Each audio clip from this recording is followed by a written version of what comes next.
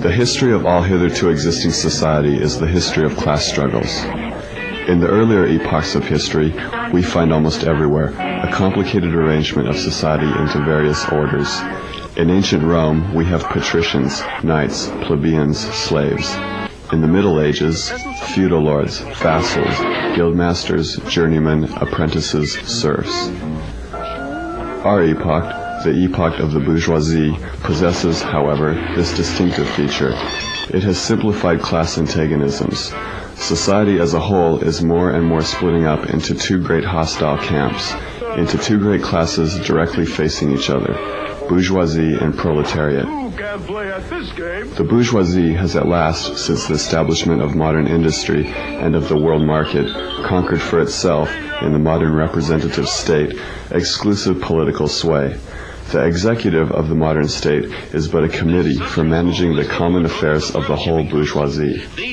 The bourgeoisie has stripped of its halo every occupation hitherto honored and looked up to with reverent awe. It has converted the physician, the lawyer, the priest, the poet, the scientist into its paid wage laborers.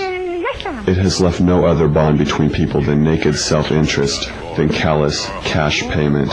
It has resolved personal worth into exchange value, and in place of the numberless, indefeasible chartered freedoms, has set up that single, unconscionable freedom, free trade. In one word for exploitation, veiled by religious and political illusions, it has substituted naked, shameless, direct, brutal exploitation. By freedom is meant, under the present bourgeois conditions of production, free trade, free selling and buying. The need of a constantly expanding market for its products chases the bourgeoisie over the whole surface of the globe.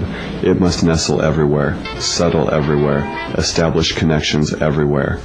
All old established national industries have been destroyed or are daily being destroyed.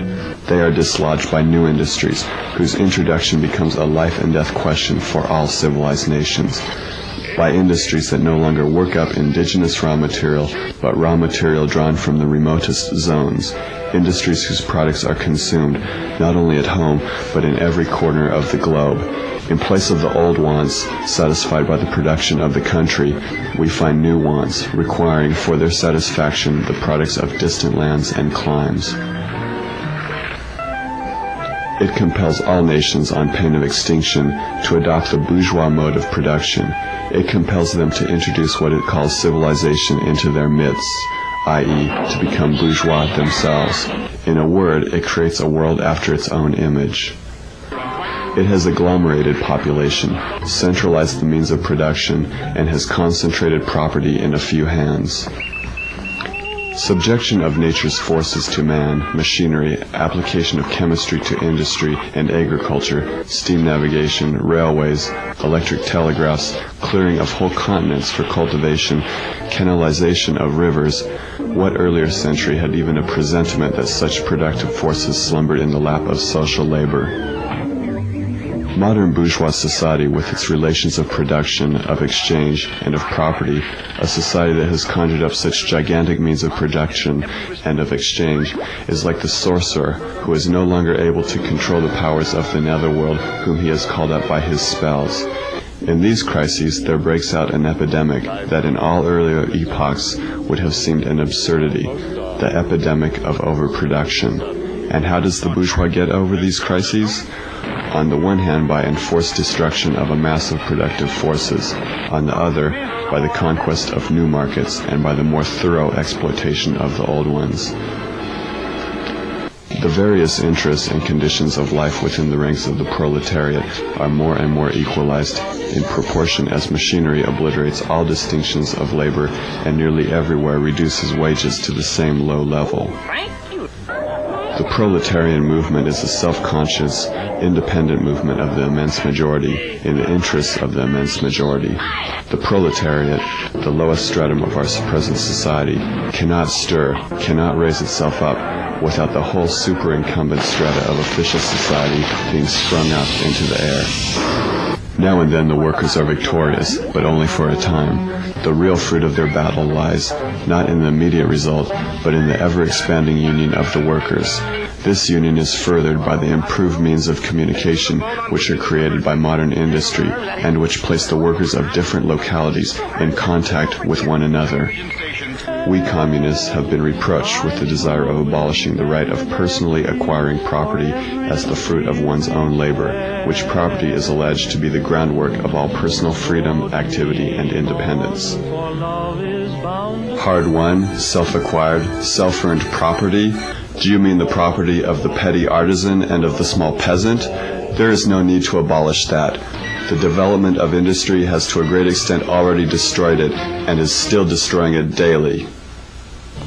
You are horrified at our intending to do away with private property, but in your existing society, private property is already done away with for 9/10 of the population. Its existence for the few is solely due to its non-existence in the hands of the 9/10. Communism deprives no one of the power to appropriate the products of society. All that it does is to deprive him of the power to subjugate the labor of others by means of such appropriation.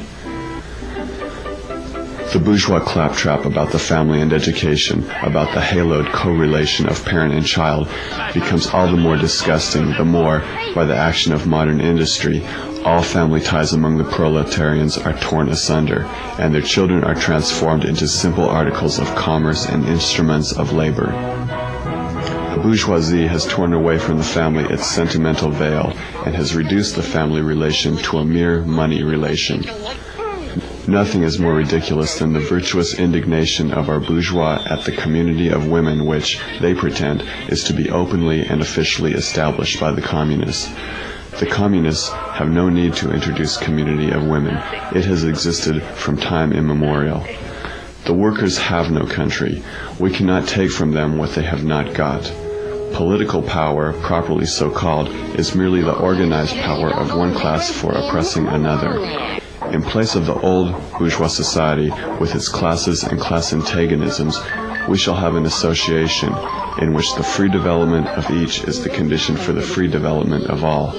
The communists disdain to conceal their views and aims. They openly declare that their ends can be attained only by the forcible overthrow of all existing social conditions. Let the ruling classes tremble at a communist revolution. The proletarians have nothing to lose but their chains.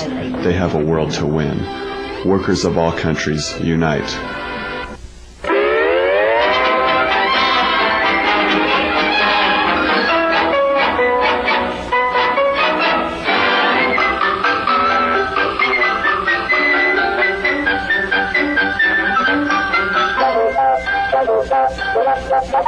Thank you.